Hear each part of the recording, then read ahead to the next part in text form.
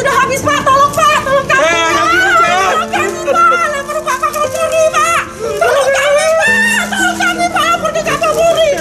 Tolong kami Pak, pergi Pak Joki, uang kami udah habis. Buruk, rumah sudah saya jual untuk mengganti uang peserta. Bahkan saya tempat tinggal pun tidak ada. Orang tua saya meninggal karena ditekan oleh masyarakat. Sekarang saya punya utang di mana-mana karena edisi cash. Yang dulu saya percaya, yang dulu saya bangga-banggakan, ternyata sekarang pembohong. Investasi bodong. Saya minta bahaya dihukum seberat-beratnya. Alasannya ini dia terima suratnya tanggal 11, sedangkan dibubarkannya tanggal 9. Kenapa? Suratnya lambat kan nggak masalah, dibalikkan uang saya nih. Ya, ada satu lagi, orang rumah saya 2M masuk, barusan masuk belum dapat bunga. Bulan 2 nih harusnya jatuh tempo. Yang kejadian ini udah tahu dibubarkan OJK, berarti kan uang ini udah perjalanan. Harusnya dia balikkan modal kami lah. Kami nggak perlu bunganya lagi, modalnya aja dikasih. Balikkan aja.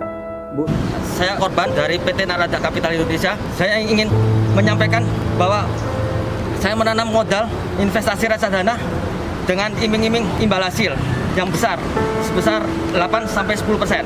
Tetapi sampai saat ini tidak dapat dicairkan dana tersebut. Kami mohon kepada Bapak Presiden Jokowi, OJK dan para DPR RI dapat membantu kami para korban reksadana Naraja Asset Management untuk diusut tuntas kasus ini. Nah, di sini bisa kita lihat teman-teman, ini adalah total dari investasi saya, kemudian ini adalah total dari kerugian saya. Jadi di sini dari total investasi saya ini, saya mengalami kerugian minus 34,61%.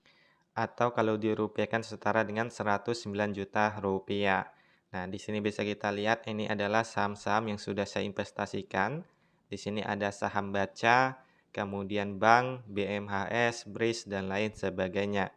Dan bisa kita lihat di sini teman-teman, semua saham yang saya beli itu mengalami kerugian ya, artinya yang minus seperti ini.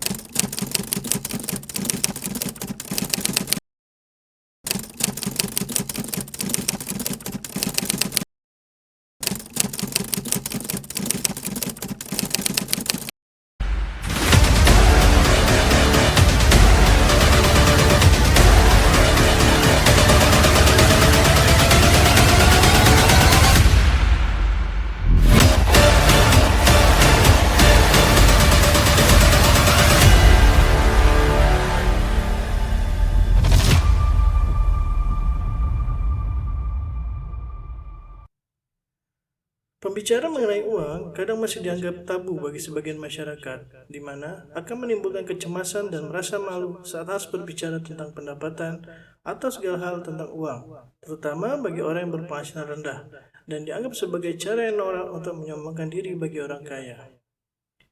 Indeks literasi keuangan tahun 2022 sebesar 49,68%, yang dapat diartikan dari 100 orang, hanya 49 orang yang memiliki pengetahuan mengenai keuangan. Diakui atau tidak, selama sistem ekonomi kita berjalan seperti saat ini, yaitu sistem ekonomi kapitalis, masih akan terdapat eksploitasi antara orang yang bermodal besar dengan orang yang bermodal kecil, atau orang yang lebih pintar atau paham terhadap seorang yang masih bodoh atau awam. Sekarang, kita ada di pihak yang mana? Contoh yang paling sederhana dari bentuk kapitalis ini adalah investasi pada deposito. Jika Anda memiliki dana yang besar untuk didepositokan, bank akan memberikan rate yang lebih tinggi, skema yang lebih fleksibel, dan benefit lainnya yang tidak diperoleh pada penempatan yang lebih sedikit. Sayangnya, saat ini, kita tidak dapat menghindari sistem ekonomi kapitalis ini. Salah satu contohnya adalah mengenai daya beli yang termakan oleh inflasi. Jika suatu barang yang akan kita beli tidak disesuaikan dengan inflasi, maka barang tersebut tidak akan terbeli sampai kapanpun, dikarenakan harga yang akan selalu mengalami kenaikan setiap tahunnya. Salah satu langkah dalam menghadapi inflasi tersebut adalah dengan berinvestasi di pasar keuangan atau pasar modal, yang artinya kita juga turut serta dalam ekonomi kapitalis ini. Mencari informasi mengenai dunia keuangan kadang-kala cukup membutuhkan effort yang tidak ringan. Belum tingginya literasi keuangan masyarakat menyebabkan pencarian informasi keuangan ini menjadi cukup berat.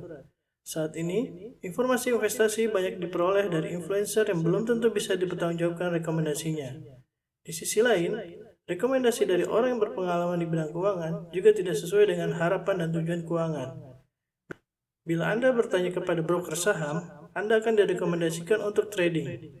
Bila Anda bertanya kepada marketing reksadana, Anda akan direkomendasikan produk reksadananya.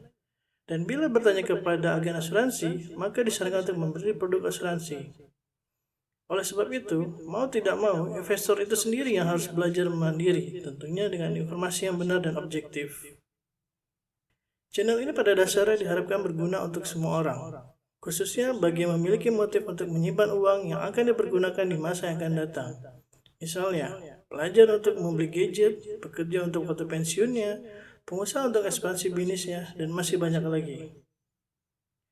Salah satu alasan channel ini dibuat adalah bertujuan untuk memberikan informasi yang sesuai dengan kondisi pasar keuangan dan objektif dengan harapan agar menjadi referensi bagi investor dalam mengambil keputusan.